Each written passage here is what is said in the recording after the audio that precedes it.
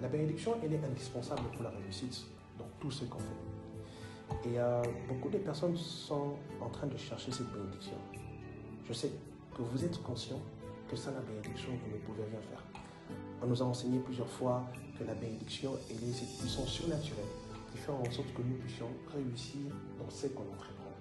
Et dans chaque domaine de la vie, l'être humain a besoin de la bénédiction pour réussir, c'est-à-dire d'une force spirituelle, d'une force invisible qui fait bouger tout en sa faveur afin que ces derniers puissent réussir. Mais maintenant, dans le domaine du travail, qui est aujourd'hui l'objet de plus grandes frustrations dans le cœur de plusieurs, ils n'arrivent vraiment pas à manifester l'excellence dans le travail, ils sont frustrés. Et ils sont conscients qu'ils ont besoin d'être bénis.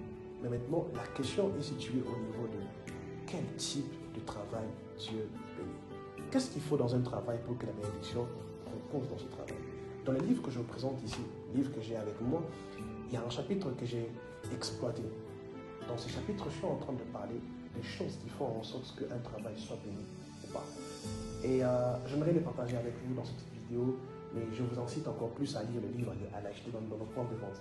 L'un des points que je développe ici, c'est que j'ai dit Dieu bénit le travail qui est une source de bénédiction pour les autres. C'est l'un des principes que vous devez maîtriser dans votre vie.